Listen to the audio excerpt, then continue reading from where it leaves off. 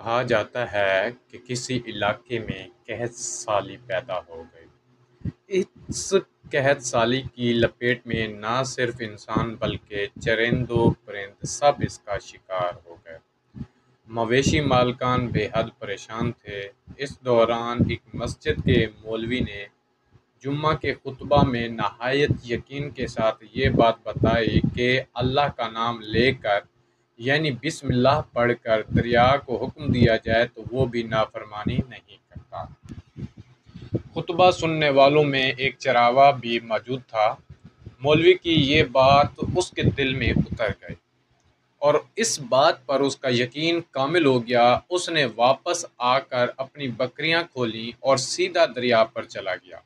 اونچی آواز میں بسم اللہ الرحمن الرحیم پڑھا اور دریا کو کہا وہ اپنی بکریاں چروانے کے لیے دوسرے پار جانا چاہتا ہے اور اسے کہا کہ مجھے اپنے اوپر سے گزرنے دے۔ یہ کہہ کر اس نے اپنی بکریوں کو لیا اور دریا پر چلتا ہوا دریا پار کر گیا۔ دریا کے دوسری طرف کا علاقہ گھاس سے بھرا پڑا ہوا، درختوں کے پتے بھی سلامت تھے کیونکہ کسی کو یہاں تک آنے کی رسائی نہیں تھی۔ اس نے خوب اچھی طرح اپنی بکریوں کو سیر کروایا اور واپس لوٹ آیا۔ پھر یہ اس کا معمول بن گیا کہ وہ بکریاں پار چھوڑ کر واپس آ جاتا اور شام کو جا کر بکریاں واپس لے آتا۔ اس کی بکریوں کا وزن دگنا چگنا ہو گیا۔ لوگ چونک گئے اور اس سے پوچھا کہ وہ اپنی بکریوں کو کیا کھلاتا ہے۔ وہ سیدھا سادہ اور صاف دل نوجوان تھا۔ اس نے صاف صاف بات بتا دی کہ جناب میں تو بسم اللہ الرحمن الرحیم پڑھ کر دریا پر چل کر اپنی بکریاں دوسری طرف چروانے لے جاتا ہوں۔ یہ بات سب نے سنی مگر کسی نے اس چراوے کی بات پر یقین نہیں کیا کیونکہ یہ ناقابل یقین بات تھی۔ مگر بات ہوتے ہوتے مولوی صاحب کے پاس پہنچ گئی۔ مولوی صاحب نے اس چرواہے کو بلایا اور سارا ماجرا پوچھا۔ اس چرواہے نے مولوی صاحب کو ہی حوالہ بتایا کہ مولوی صاحب میں تو آپ کا شکریہ ادا کرنے والا تھا۔ آپ نے جمعہ کے خطبہ میں جو نسخہ بتایا تھا کہ بسم اللہ کہہ کر دریا کو بھی حکم دو تو وہ بھی اپنا راستہ بدل لیتا ہے، تو میں تو بس آپ کے نسخے پر عمل کر رہا ہوں۔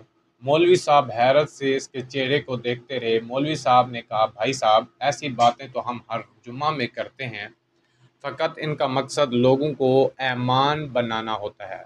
مگر بکریوں والا ڈٹا رہا کہ میں تو بسم اللہ کہہ کر پانی پر چلتا ہوں اور بکریوں سمیت پانی پر چلا جاتا ہوں۔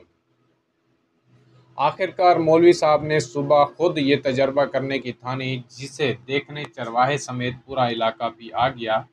مجمع زیادہ تھا۔ مولوی صاحب نے ایک دو بار سوچا کہ انکار کر دوں، کہیں ڈوب نہ جاؤں، مگر وہ جو مولوی صاحب کو کندھے پر اٹھا کر لائے تھے اب بھی جوش و خروش سے اللہ اکبر کے نعرے لگا رہے تھے اور مولوی صاحب کے حق میں تعریفیں کر رہے تھے، مگر پہلا پاؤں ہی رکھا تھا کہ پانی میں گر گئے۔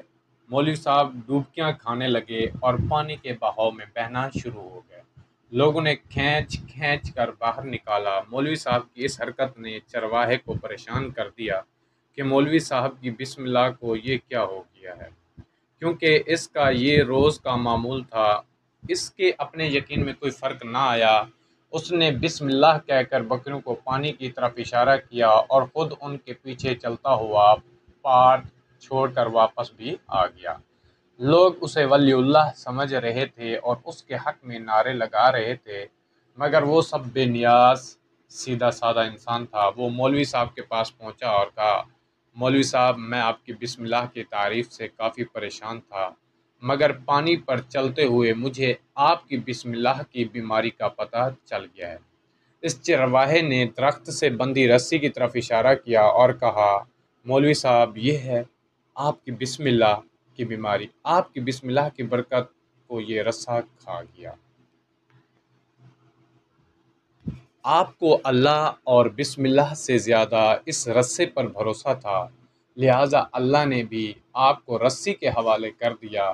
پھر کہنے لگا مولوی صاحب آپ بھی کمال کرتے ہو، میں نے آپ کے منہ سے سنا اور یقین کر لیا اور میرے اللہ نے میرے یقین کی لاج رکھ لی، مگر آپ نے اللہ کا کلام سنا مگر یقین نہیں کیا۔ لہٰذا آپ کو اللہ نے رسوا کر دیا۔ محترم عزیز دوستو، یہی کچھ ہمارا حال ہے۔ ہماری نمازوں اور دعاؤں کا حال بھی یقین سے خالی ہے۔